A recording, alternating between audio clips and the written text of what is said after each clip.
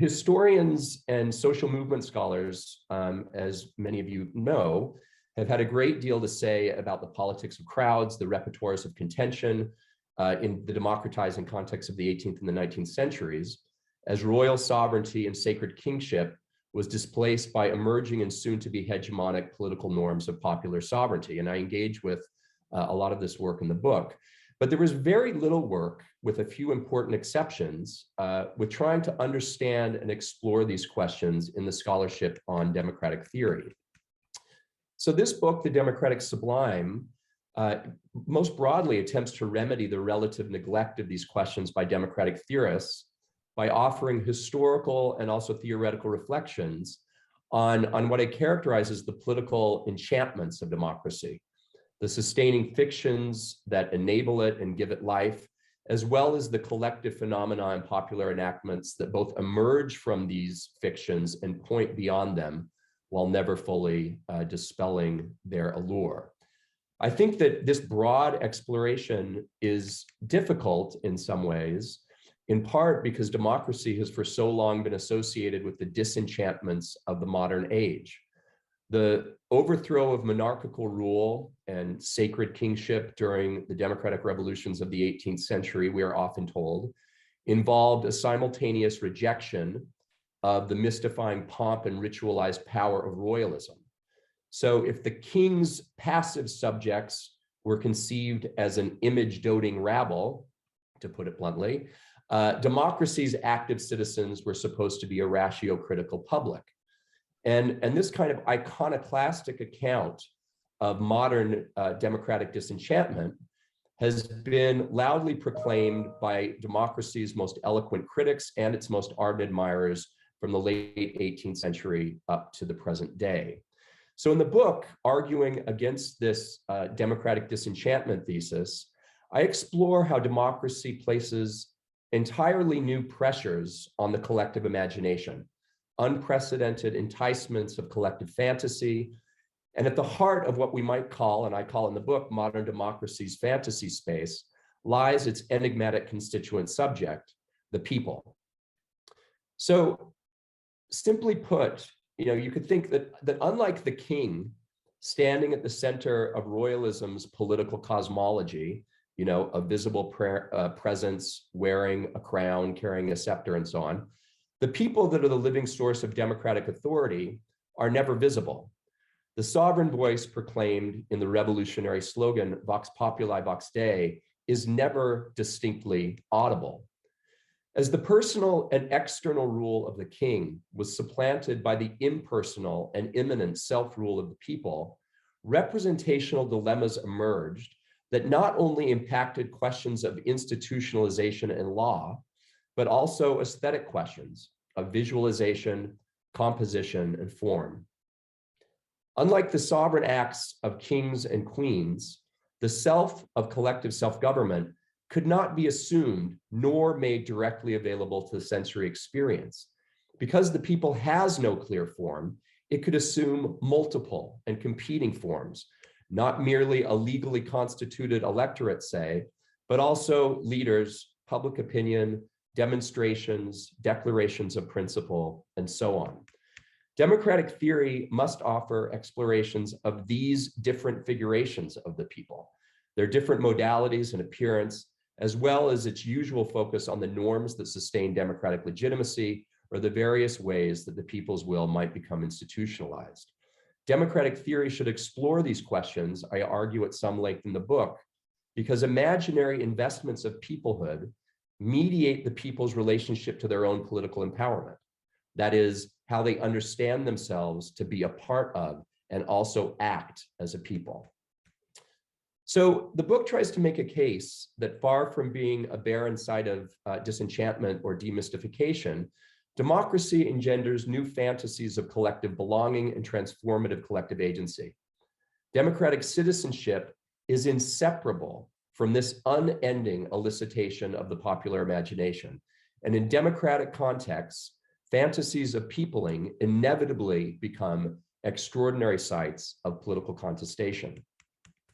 So in the book, I elaborate this basic idea by exploring, and this is elaborated not so much in the introduction, but in the first kind of theoretical chapter, by exploring the people as what I call a problem of popular manifestation. Now, popular manifestation focuses on how this sovereign authorizing entity, the people, how it publicly appears, how it makes itself visible and tangible, how the people take shape as a collective actor when no formal rules and procedures for identifying popular will exist, or when these rules and procedures are so deeply contested as to be effectively deauthorized. How to image and envision the people as a collective actor, I try to frame as an aesthetic political problem that I explore across the book's 7 chapters, from the entangled political and aesthetic theories of Rousseau to the iconography of royal and popular sovereignty, from the revolution controversy spurred by Burke's attack on the French Revolution, to the 19th century poetics of the barricades, from Marx's demystification of the beautiful myth of peoplehood to Tocqueville's religious terror in the face of expanding democracy, and on to 20th century debates such as Schmitt's theories of acclamation and constituent power, or Rancière's theory of democratic appearance. Across all of these different chapters, the book attempts to explain how and why emergent democracy would come to generate not only imaginary investments in who the people are, but beyond these, demands for the people's direct appearance and public manifestation. Crowds, assemblies, or my favorite kind of 18th century phrase, gatherings of the people out of doors, became an essential way that these imperatives of collective tangibility and visibility, making the sovereign people available to the senses, were navigated in the period of revolution that I focus on, but that also resonates and is reiterated in the period beyond the scope of the book. So very succinctly put, if democratic theorists, largely following Habermas's lead, but not only his, have focused a great deal of attention of how a ratio-critical public sphere emerged out of growing networks of print capitalism, coffee houses, reading publics, and so on, they have focused less attention on how the proliferation of popular assemblies gave tangibility to the people manifesting itself as a collective actor capable of enacting dramatic political reforms and collective change. The most magnificent of all spectacles is that of a great people assembled. So declared Robespierre. The people must see themselves assembled in order to feel their power.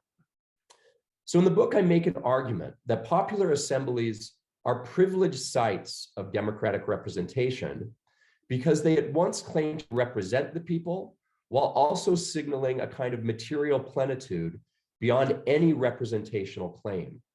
The distinctive power of popular assemblies as a form of democratic representation, and I do want to insist on them as a form of democratic representation, is engendered in part from their internal reference to the materialization of what lies beyond. Assemblies make manifest that which escapes representational capture. They rend a tear in the established representational space of appearances and draw their power from tarrying with the ineffability and resistant materiality of the popular will. Democratic representation enlists, that is, both an abstraction, the people, and an insistence on particularity and collective concreteness beyond the existing representational regime. This double demand generates a dynamic tension and lends popular assembly its distinctiveness and power in the complex ecology of democratic representation. And this is really the point in the book where the conception of the democratic sublime becomes important. But for purposes of time, I'm going to just kind of leave aside the question of the sublime and conclude, and maybe we can return to these questions during the Q&A. So I'll just, just a concluding remark. In order to understand the persistence of popular assembly as a distinctively powerful mode of democratic representation, this book returns to what I construe as some central but largely forgotten dilemmas that attended democracy's modern emergence. So the hope is that in looking back at the history of a ubiquitous figure of the sublime people from an earlier age, we may come to glimpse our own time of democratic crisis in a slightly new light. Democracy appears in the book neither as a self-evident norm nor as a ruse or a deception. It's neither a universal aspiration, nor is it an empty platitude. Instead, I pursue the question of democracy in the book as an inherently enigmatic concept and practice, the history of which conveys dilemmas that I think are inescapable and that we still must continue to wrestle with. And these are dilemmas that concern the very foundations of our political life. So with that, I will draw my 12-minute comments to a close. Thanks. Thank you, Jason. So Warren, you're up. Great. Can everybody hear me? Okay, great. So thank you so much for the invitation to join this discussion. It was a great pleasure to read the Democratic Sublime, and I really welcome the opportunity to reflect on a book that speaks to me at so many different levels. It is really a superb book, which I read with pleasure and delight, which I confound here despite Edmund Burke's desire to keep these two terms fully separated. The merits of the book are many. I appreciated the book's general problematic, which Jason has just described very eloquently, and the way it pushes beyond institutionalist and deliberative frameworks of so much democratic theory by recognizing precisely the aesthetic, phantasmatic, and again, enchanted dimensions of democratic politics, and the rich descriptions of the phenomenon of popular manifestation or the people out of doors. I found the book to be exemplary in its ability to move between different registers that nonetheless intersected, so political philosophy, intellectual history, literary analysis, and last but not least, visual analysis.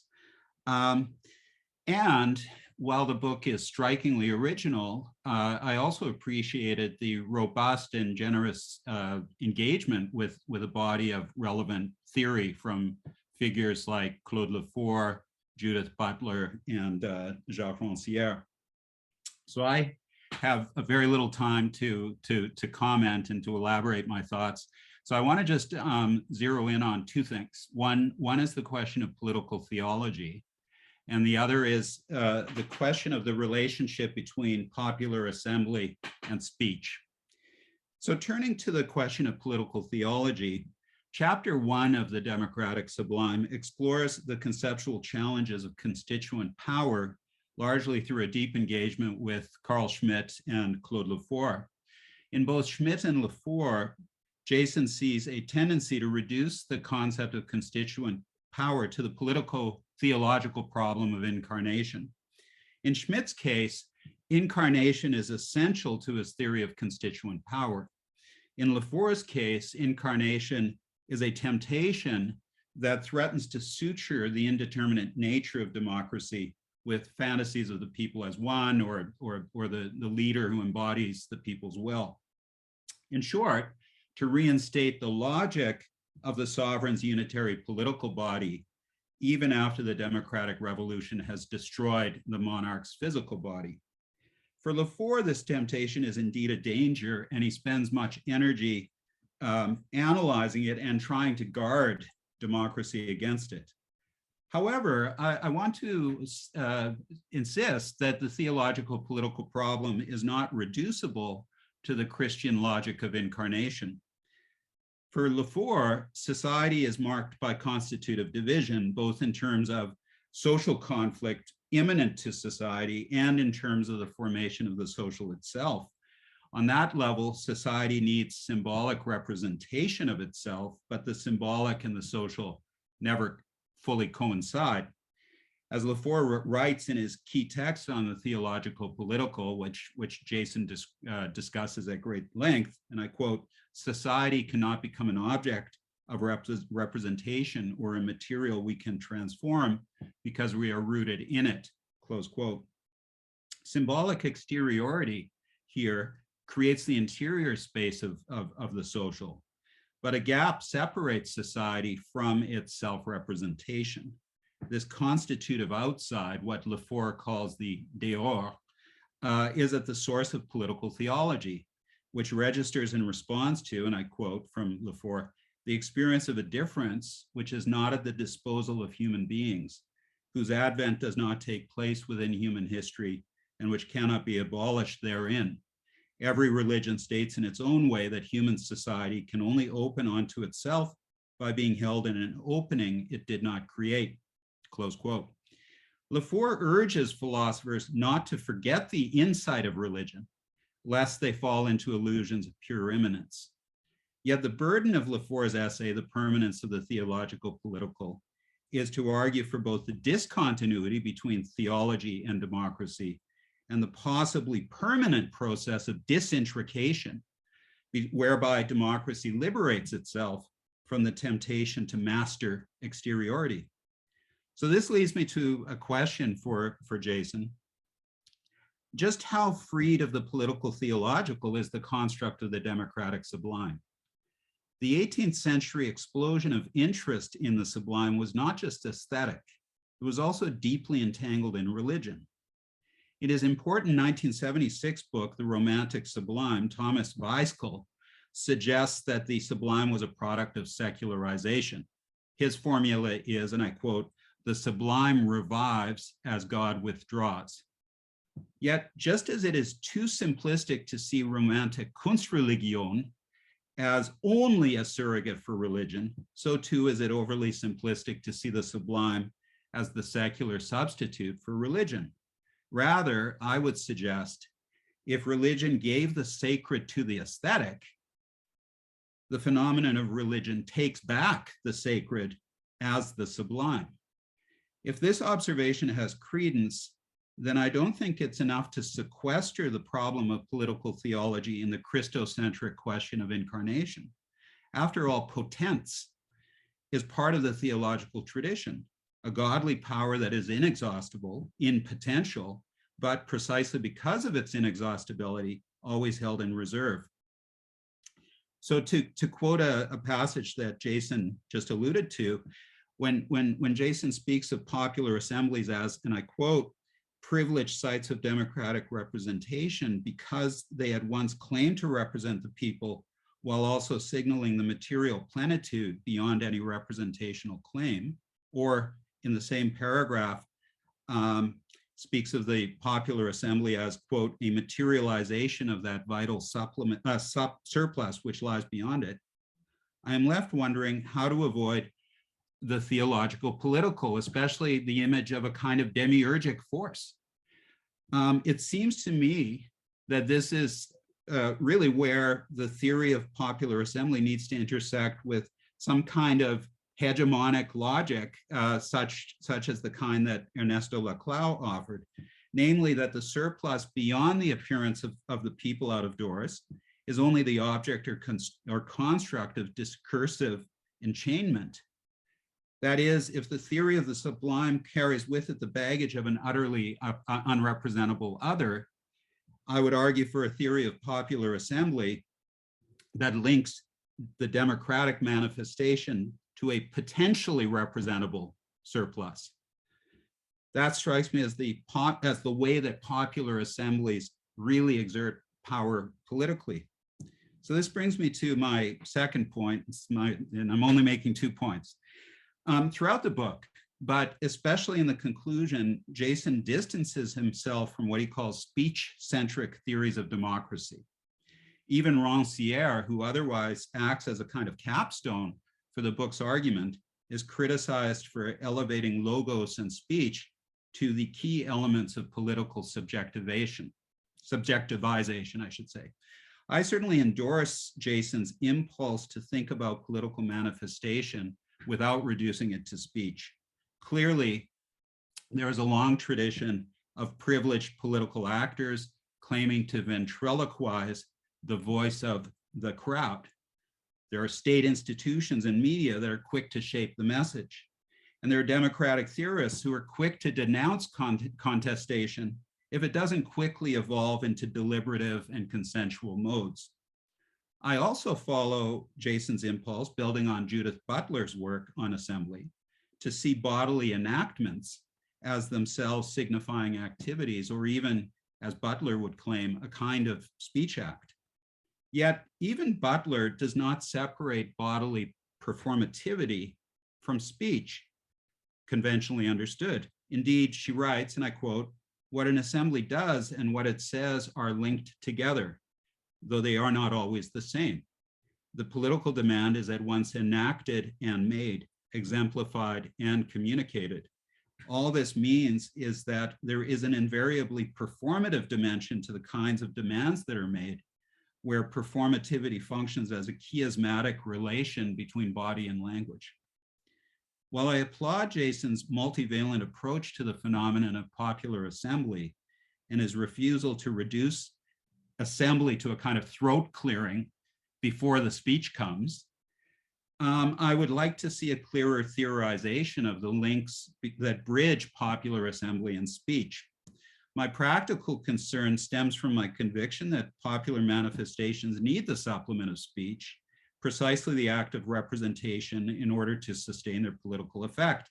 Or to put it another way, here's my concern with a theory of popular assembly that provides such a rich exploration of the non-linguistic, but chooses not to rethink the linguistic dimension from that vantage point.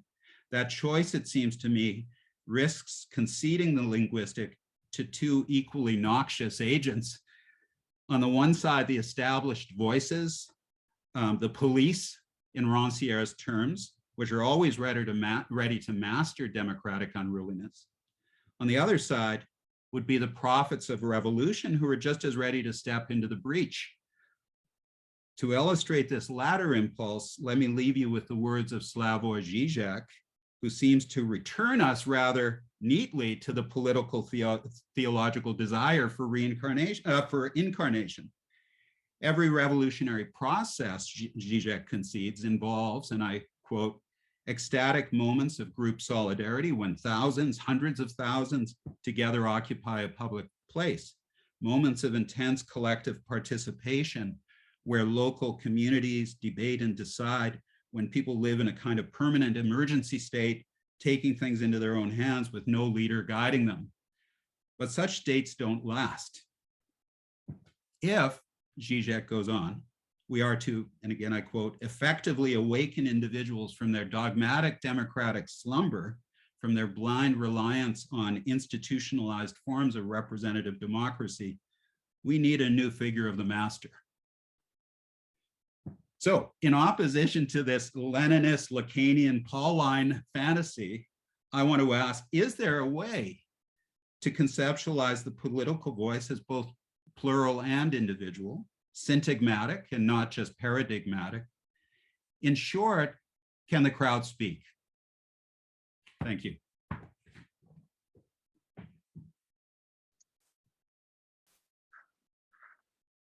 And Adom, your turn.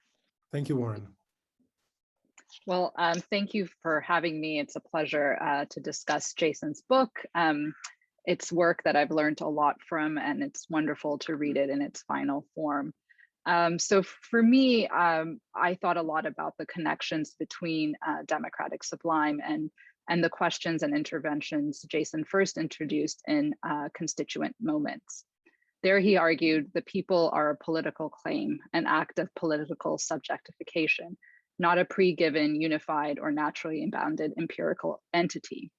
He turned in particular to moments when the under-authorized imposters, radicals, self-created entities claimed the mantle of authorization to speak in the name of the people, even as they rejected the institutionalized and regular channels of popular representation.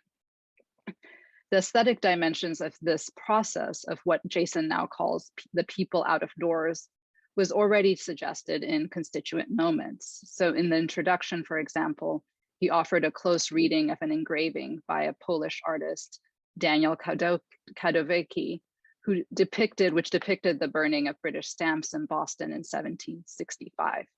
The image Jason wrote there graphically suggests that the people, while requiring an observable representation to be, also exceeded the confines of any given representation. Like this engraving, the ritualistic, spectacular, and pedagogical practices of assembly were key features of sustaining the constituent power, the self-created authority of the people after the American Revolution.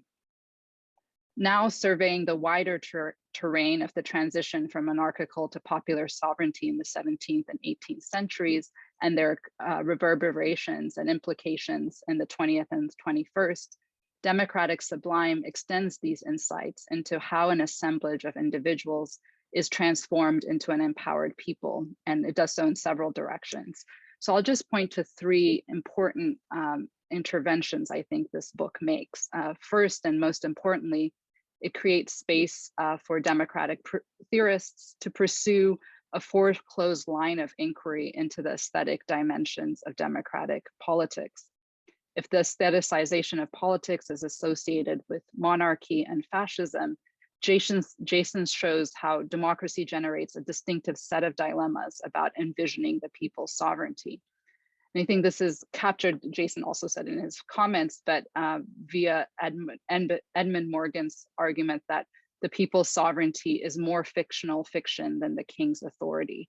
So there's even greater urgency around the question of how to imagine and represent the people's authority than there was with monarchy. A second point here, I think, is that it's not just a question of imagining the people's power, but as Jason reiterates throughout the book, of making it tangible and sensible and perceptible. This tangibility is connected to a second important shift in the book from a question of representation, the representation of the people, and related questions of their characteristics and exclusions, what would be called the boundary problem in democratic theory, to instead ask a different question about how individuals come to experience and feel themselves as part of the mobilized and empowered collectivity in the first place. So in this question turns the problem of assembly and of representation into one about self-regard, an internally oriented process of how individuals come to understand themselves as parts of a collective, and also as kind of processes of experimentation. And this is especially true in a chapter titled "The Living Image of the People," where there's various attempts to think about how the people can be staged and how those different stagings might make possible this identification with the collective. Finally, I think the book also suggests offers us different sources for democratic theory. I think one of the most interesting and exciting parts of the book is how it turns actually to democracy's critics as a source for thinking through the aesthetic dimensions of democratic politics. Jason says at some point that the critics in some ways are much more perceptive about this question of aesthetics and representation, that the kind of, and the key figure here in the book is Edmund Burke, that the kind of proponents or supporters of democracy like Thomas Paine were much more unwilling to engage. So I think that's one kind of contribution of the book, is to think about how those who are critics can help us see something differently about democracy. And then I think also there's a wider array of engagements with texts from the literary to the visual, from the barricade to contemporary art, in the afterwards engagements with Glenn Ligon's prints. So I'll also just pose two questions. And the first is a version, a question I've asked Jason before, but I'll ask it in a different kind of way here, which is just, are there important differences in how the democratic sublime appears and is enacted in different models of assembly? In the first version of this question I asked when Jason presented some of this work in Chicago, I had wondered about the difference between orchestrated and spontaneous forms of assembly, between something like the festival and maybe the barricade. But I wanted to repose this question less with that distinction of orchestration and spontaneity in mind, than with how different forms of assembly stage and enact the relationship between the individual and the collectivity.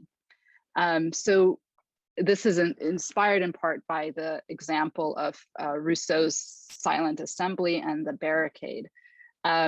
Jason shows in various ways how even as different as these two formations are, they share certain features.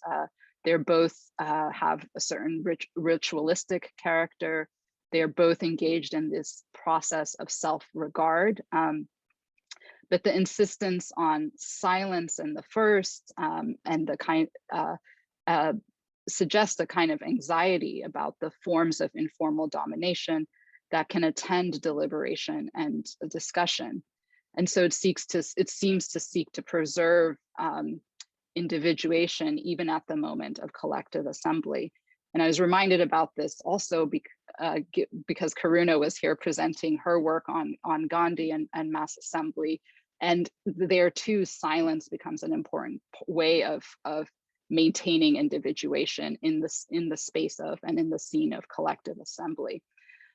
In contrast to this, many observers of the barricade that Jason writes about describe the anonymity of the building of the barricade, the fact that it goes up without, almost as if it's natural, which seems to sublimate or obviate the individuation central to that kind of Rousseau's silent assemblies, but also the barricades status as part public information booth, part recruitment station suggests a different mechanism of drawing the individual into the sense of the collective.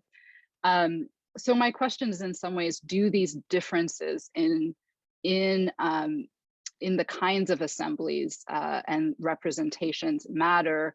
Maybe there are others that are more important, but even as we think about what makes them similar under the rubric of the democratic sublime, is it worth thinking about or disaggregating the different kinds of assemblies and the kinds of work that they do, not just on the question of the relationship between the individual and the collective, but also perhaps what forms of self-regard that they inspire. Are they always about empowerment? Might they also suggest other possibilities, other pedagogical possibilities for the individuals and collectives that participate in them?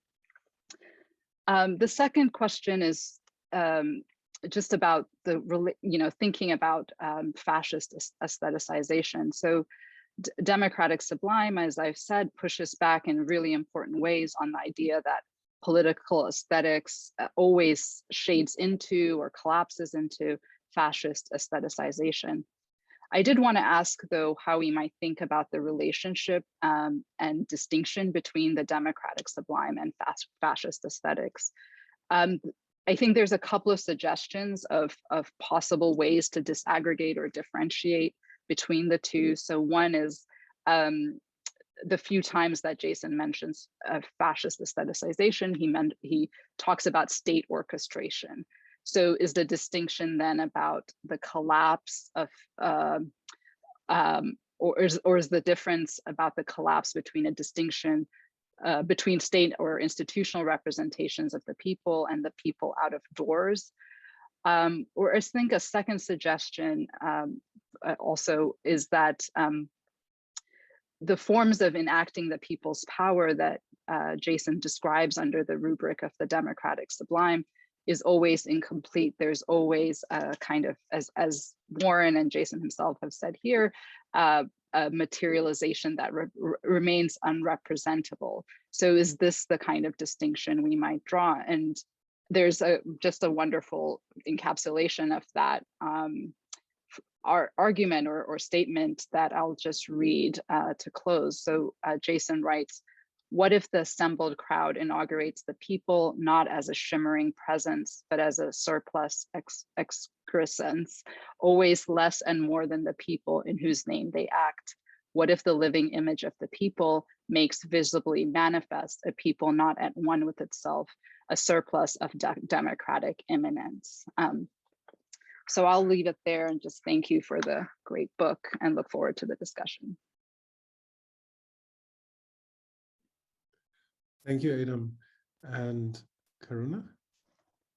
Okay, great. I'm sorry, some of these things will have been just said and more eloquently than I have. So again, just thank you for inviting me. It's a pleasure to read this book and see the fruition of a lot of Jason's thinking, and I'm excited to engage with it because I do think it really does open up a very new field of study for democratic theory. And I do think, you know, Jason, of course, as he said, is really asking or demanding democratic theory to reckon with the phenomenon of popular assembly in a theoretical way. And I think he persuasively argues that the problem of assembly is a persistent, insistent feature of democratic politics, and one that has not been engaged with, recognized that it exists, but not really attended to theoretically in terms of its different implications and different forms.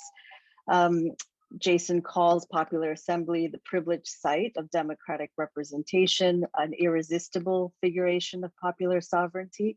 And again, I think as he presented very eloquently, he shows us why, to understand why it's fundamental to popular sovereignty, one has to attend to aesthetic dimensions and treat it as an aesthetic problem, not as a legal problem of how to give institutional form to popular constituent power, a common debate, especially in the field of constitutionalism, or of simply judging claims to unity, identity, and authenticity, which is partially connected to the boundary problem, but more generally, I think, also a study of nationalism too. But what Jason wants us to attend to is the people's appearance and enactment, how the people appear to themselves as a people. And here I think what I found especially innovative is how Jason, I think, and this is also a question, is how tightly that appearance is connected to how the people act as a collective. So the question of agency. So one of the major obstacles that Jason shows us to appreciating the aesthetic dimensions is as a kind of commitment, both in the 18th century and in our amongst contemporary democratic theorists, to a narrative of secularization. So I appreciated really clearly the importance of rethinking that question of the symbolic excess of collective, of seeing the collective. And I was really interested in our new way of thinking about Durkheim and thinking through what ritual, the nature of ritual to politics, that isn't a question just of an ancient and modern or a overcoming traditional politics in some form. And again, I think there is maybe too much, and here just to reiterate, and I think obviously it's been discussed much more cogently earlier by Warren, is that I really found chapter 1, which is on the difference between a Lefort or Schmitt theory of incarnation versus what Jason is trying to do with a question of manifestation. I found that deeply compelling and really just an interesting way of really asking us to think through what is the fear, how far we take the fear of embodiment or manifestation that comes out of that tradition or incarnation, and that we are suspicious of popular manifestations as anything other than a fetish or a mythic existence or an excuse for violence or only a product of violence. So, so again, I like that what Jason does is turn to critics of democracy, such as Burke, as more attentive to this symbolic investment in the empowered people. I also think the other group that he does turn to, and this will be the questions I ask, are radical revolutionary theorists, really, of the early of the 19th century too, who are also interested in a different way of seeing the people as part of a collective or an empowered collective with intention and agency. So again, in contrast to a secularization or disenchantment, as I think everyone has really commented on, I think a really powerful idea that it might be in democracy, it might be in democracies and in modern democracies legitimated by theories of popular sovereignty, that the people is given, it must be there's an unprecedented need or elicitation of imaginary investment, precisely because that people, unlike the body of the king or the pomp of majesty, are hidden in some way or always less than visible. So that this symbolic energies are essential. So the question I just want to ask two questions, which are really about how to think about the connection between agency in manifestation and enactment. And I think I'll just name the two questions and then go into them. One is really try to think about the nature of the sublime in the relationship to agency and the appearance of agency or the self-recognition of agency and collective agency. And then the question I'll sort of end on is there a difference between the revolutionary sublime versus a democratic sublime, or revolutionary collective agent versus a democratic agent?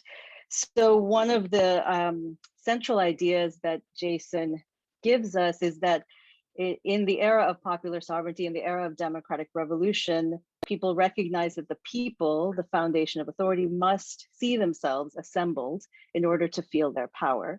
And what we need to attend to is how individuals come to experience and feel themselves, again, another way of saying it, as part of an empowered collectivity.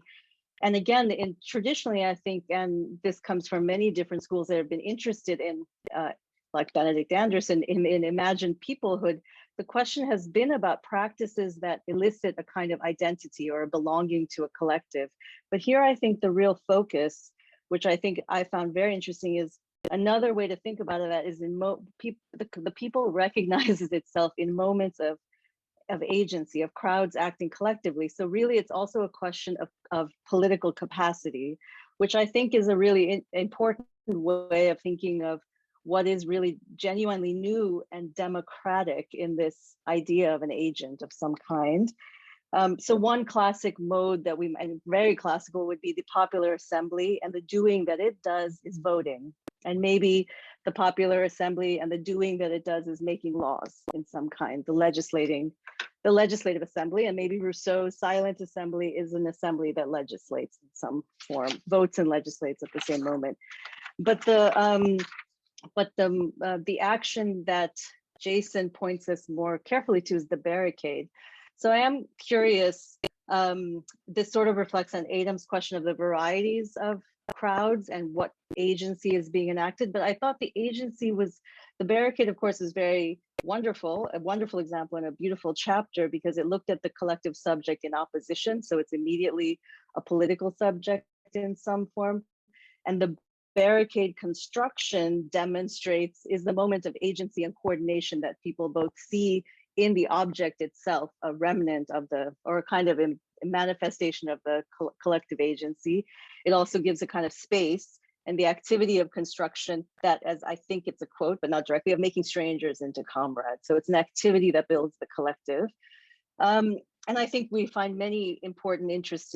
I think you can find many of these kind of insights from agents themselves, and how they, in movement literature and organizing literature, of how people see themselves as agents at the same time as they see the group they're a part of affecting agency in some kind. So I think it is a really important, an ongoing and important phenomenon. And the question I have here is, but the people who reflect on it, Louise Michel, very interesting, and Auguste Blanqui, as you notice, really do also make a distinction between, or they seem to be making a distinction between organized capacity and agency, a contrast between an unthinking crowd, and also that capacity seems to be very closely associated with some sort of more organized mobilization. And both of them rely seemingly on a distinction between properly armed mobilization in Blanqui's versus a kind of ineffective, mad kind of coordination. So I guess I was curious.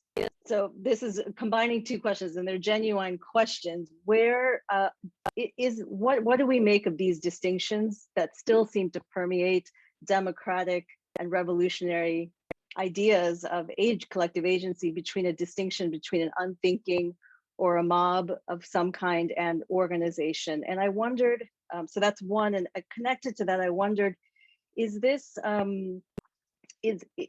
where do collective agents need to see themselves as something beyond themselves, and does that require something?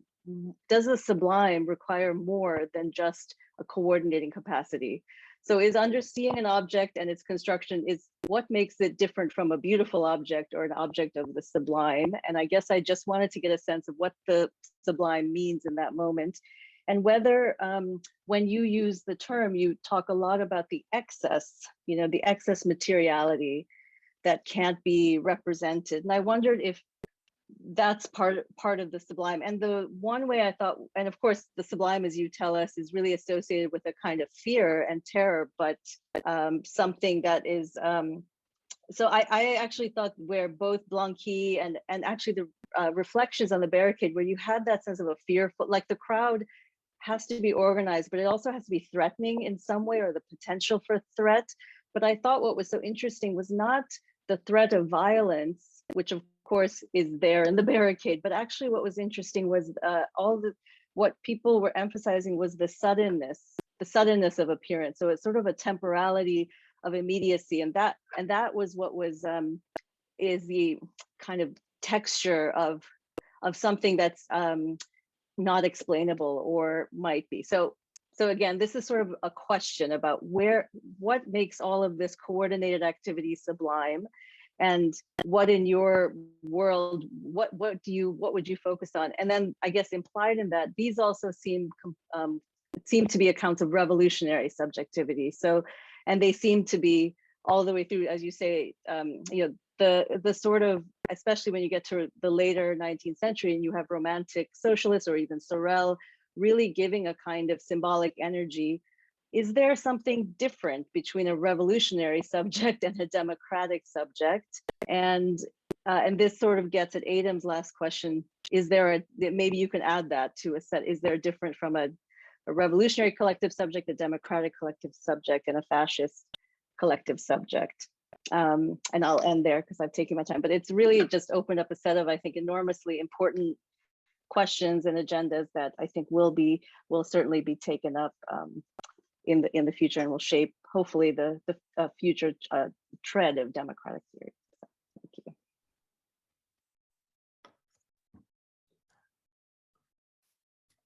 Okay. I mean, I really cannot thank the three of you enough for just the honor of how thoughtful and nuanced these comments are.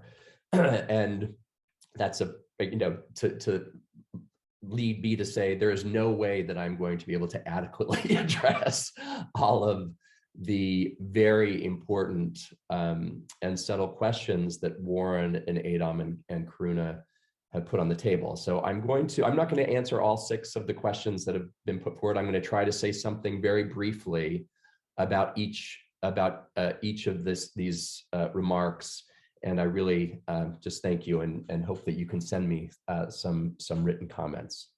So I think the question of Warren's that I want to focus on for a few minutes, and I think the one that really pushes down on something that is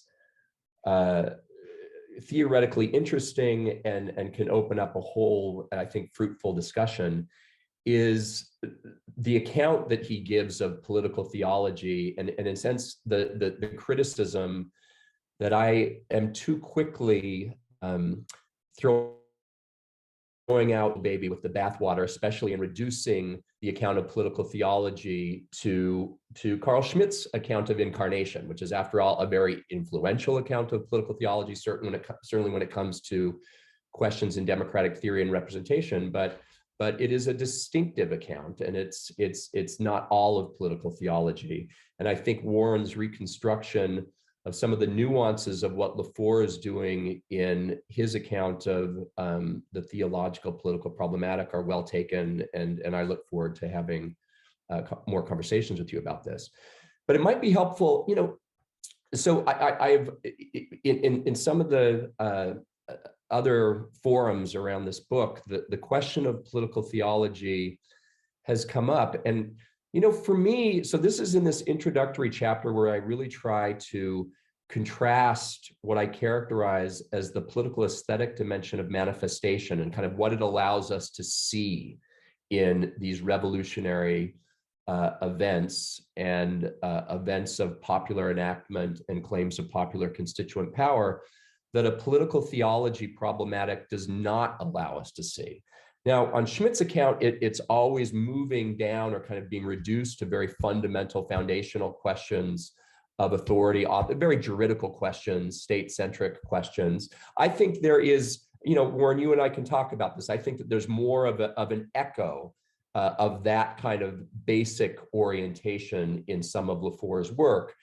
But really what I want, you know, the primary, what I want the productive dimension of that contrast to be is to say the elements of manifestation that I am asking democratic theorists to dwell with, right? Which is to say the particular modalities of popular figuration, the aesthetic, the different aesthetic contours of popular public appearance and manifestation are too quickly kind of passed by in a political theological problematic to return to these fundamental foundational questions of who the people are, the ultimate ground, who decides, the kind of problematics of sovereignty, and so on.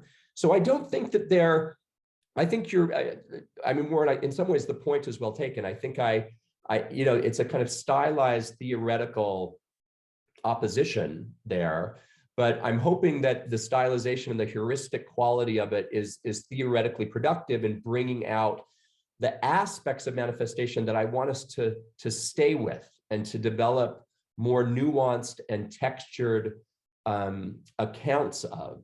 Now, I'm not saying that I do the full work of offering those nuanced and textured accounts in the book. It's more like a direction of research, a set of questions that should be very carefully attended to, that I think broadly a political theological problematic too quickly moves beyond, and the aesthetic allows us to kind of to amplify.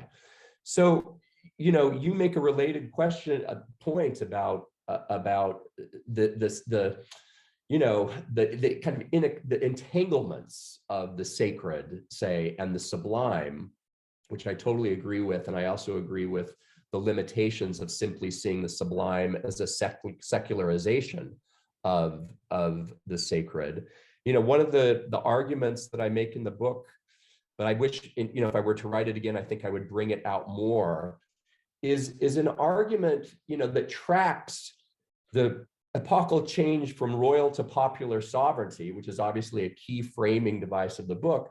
But alongside that historical transformation is a transformation in aesthetics, and especially the aesthetics of the sublime, that I engage in terms of the immanentization of the sublime. So the sublime is an experience of transcendence, to the sublime as an experience of a kind of an immanent experience. And that is where the question of a kind of ineffable plenitude of the immanent realm, right, that can become an object of sublime experience. I think you know from reading the book that I think that Tocqueville is very important for this, but all of the key theorists that I look at in the book, you know, the book kind of alternates between chapters that zero in or zoom in on a canonical figure and those that kind of zoom out on a broad historical discursive context.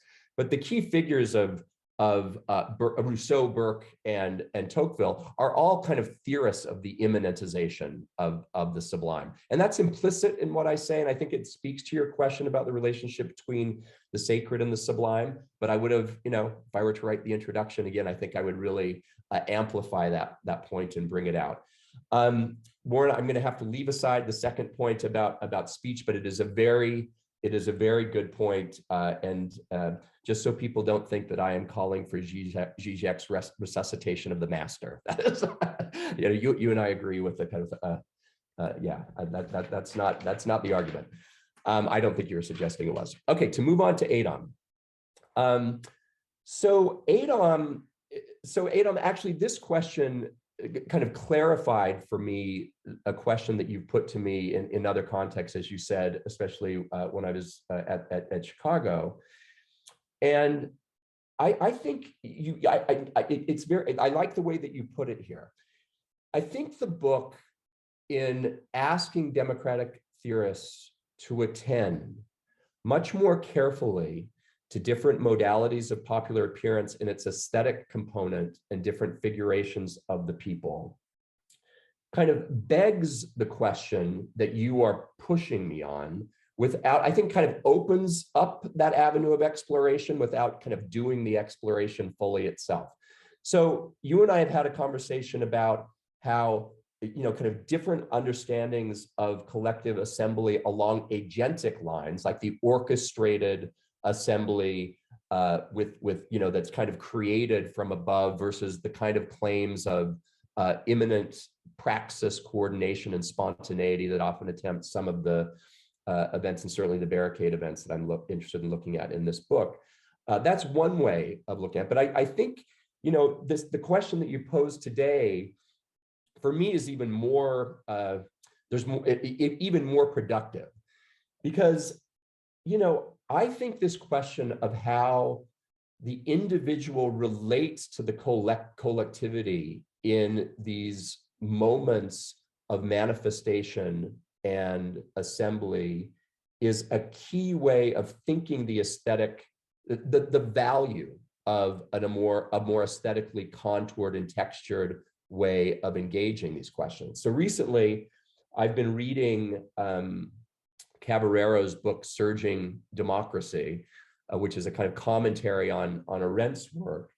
And for her, she really wants to emphasize a collective performance, a kind of incipient collective performance that emphasizes plurality, like the persistent and sustained plurality of those individuals that are involved in a collective enactment. And that does have an aesthetic component. It is about a space of appearances, and it's a way of kind of contouring or texturing the relationship between the individual and the collective.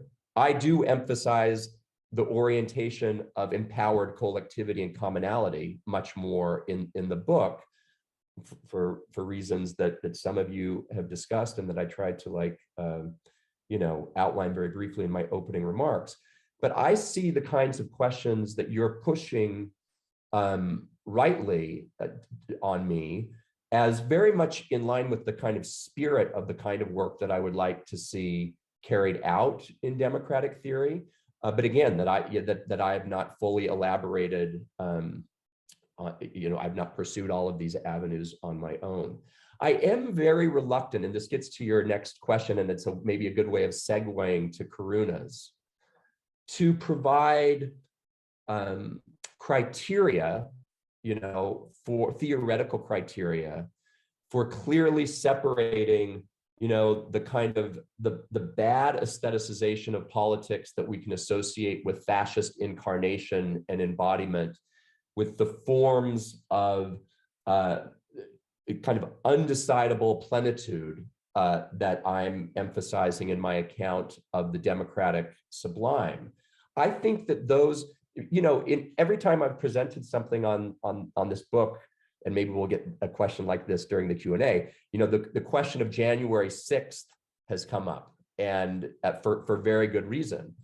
And I don't think the aesthetic political analysis that I put forward in the book leaves us bereft of normative questions that we can draw upon to distinguish and criticize one form of popular aestheticization from another that we might want to endorse. It doesn't leave us in this normative abyss of kind of decisionism, but the kind of democratic theory that I'm trying to lay out, like elaborating on, I think, a problem space in democracy that cannot be fully resolved or overcome, it doesn't aim to kind of provide or offer those criteria for easily distinguishing the one for the other. Others can do that work. I think a lot of democratic theory is doing precisely that work. And I'm just kind of interested in exploring a different set of questions here. So that's not a fully adequate response to your second question, Adom, but hopefully we'll have another opportunity. So finally, Karuna. I mean, Karuna's question really comes to focus on what I think is, I do agree, it's an important, but it's an under-theorized component of the book, which is the relationship between this aesthetic political problem of manifestation and the emphasis that I want to place on the problem of agency, right? So most of us that have any familiarity with contemporary democratic theory, and based on the people in this audience, I know, some of you are contributors to these important debates. The boundary problem is a very familiar and important problematic in contemporary democratic theory. It is about boundaries of popular authorization, the necessary exclusions of collective identity, the identity question of peoplehood, right? Which Karuna, in your comments, you kind of rightly associate, like going back to Benedict Anderson and imagined communities, and the kind of importance of national identity in thinking and enacting the collective of popular sovereignty. Now, you're right. I'm trying to kind of, that is still a relevant frame, but I'm really trying to shift the focus to questions of how, not who the people are, but the kind of enactment problem of how people can act collectively, especially when there are not these agreed upon, legally authorized rules for behaving as an electorate or as a legislative entity. It's precisely when those legal forms are absent or suspended or deeply contested that I think these other very important problems of imagining collective agency and collective enactment come to the fore. And I do think questions of manifestation are a key part of that. Now, your question kind of pushes on the, I would say, like the problem of praxis. You're talking about kind of coordination and organization as a mode of enacting political capacities on the part of the people. But I do think that historically, the question of praxis and coordination and popular empowerment have always been entangled with these aesthetic questions of manifestation that I'm trying to emphasize here. I mean, in other work that I've done on populism, and you and I have talked about this, Karuna, in the American case, that's very, very explicit. Goodwin, in his well-known book on American populism, talks about movement culture, and it really is about forms of collective movement and institutional improvisation and coordination, feeding into these aesthetic dimensions of how people perceive themselves to be a part of and able to act collectively in the face of seemingly insurmountable odds. So I do think that you put your finger on something that requires more articulation and elaboration, Karuna. I think that doing that theoretical work again is very much in the spirit, I guess, of the kind of works that I would like to see this book kind of contribute to. So I'll leave it there. Thank you so much.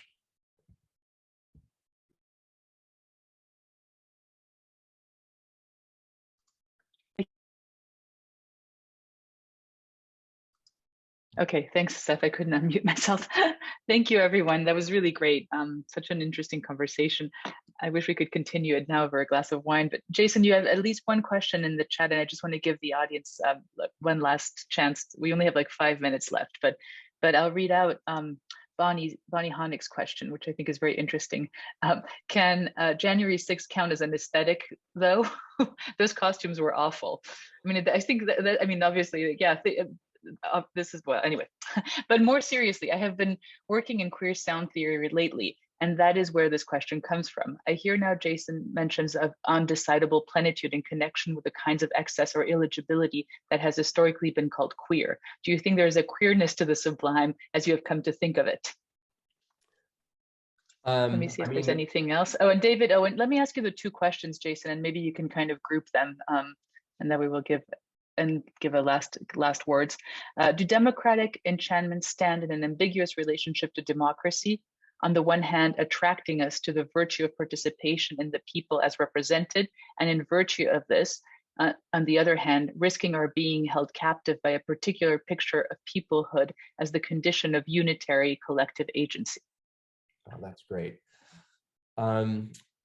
So, I mean, the short answer to Bonnie's question is no. that I've not really that I've not thought about this from the perspective of queer theory. It's interesting that, Bonnie, that you kind of preface your question by talking about. I'm trying to read. I'm having a hard time reading it, but you said something about sound and the kind of auditory dimensions, and that is, again, you write a book and then you look back on it and kind of wish that you had emphasized something else. I mean, I'm very interested in the questions of tangibility, the sensory availability of popular manifestation. But I think it is true that the focus in the book, so kind of broadly aesthetic problematics, but the focus in the book is clearly on the visual. And even though that focus is not an object of theoretical reflection for me, and some of the questions that I've got around the book, and there's a really interesting anthropologist at Northwestern, Jessica Vinegar, who works on the Arab Spring, and she really clarified for me, the importance of the kind of the sound of incipient collective insurgency. I mean, it's the murmuring, the kind of inchoate dimensions of popular enactment before an explicit claim is made. And this gets to Warren's second question, actually, I think, about the relationship between manifestation and a performative speech act, and some of the reasons that I don't want to take the theoretical resources. I don't want to forefront the theoretical resources, I guess, of performativity theory and speech act theory, because I'm trying, again, to emphasize, and if not demonstrate, the autonomy of these aesthetic contours, at least like get democratic theorists to spend more time dwelling and thinking through that dimension in a more textured and sustained way. So, the second question, and I guess this will be the end. The very term, this is actually a pretty good way to end, I think. So the kind of contradiction, the tension that I'm trying to navigate or explore in the book, and that I think is kind of suggested in that second question, is actually captured in the very idea of the democratic sublime. The democratic sublime is meant to, like, how does democracy relate to the sublime? Like, they're not meant to be self-evidently related to one another in a productive way. And here's the reason why. When we think of democracy, we often think in terms of the people being able to take collective control of their shared political life. We think of problematics of autonomy, freedom, and equality, right? When we think of the sublime, we think of the ineffable, that which escapes human instrumentality, that which escapes human reason, that which escapes our capacities for representation, which escapes human capaciousness, right? So the very concept of the democratic sublime, and I elaborated in the introduction, and we haven't been able to talk about it much today, but I think you can kind of glimpse it from the comments and from the incredible commentary that Warren and Karuna and Adom have given, is that is not a tension that I see as a simple contradiction, right? I see it as an animating, productive tension that helps us understand a kind of problem space of democracy that can't be resolved, is inexorable, that has to be engaged time and time again, that is a part of the core of a democratic imaginary. It's not a problem that is coming from January 6th is not a problem, I think, that is invading democracy from the outside. I think it's manifesting a problematic that is internal to the democratic imaginary. And I think it's more forcefully confronted and engaged if it's conceived in that way. So I think, yeah, that's what I'll say about that. Thank you all so much for the comments. It's really been a terrific discussion. So thank you to our audience for being here. Thank you to Adom and Karuna and Warren. And thank you above all, Jason, for the book and for the chance to discuss it all through today.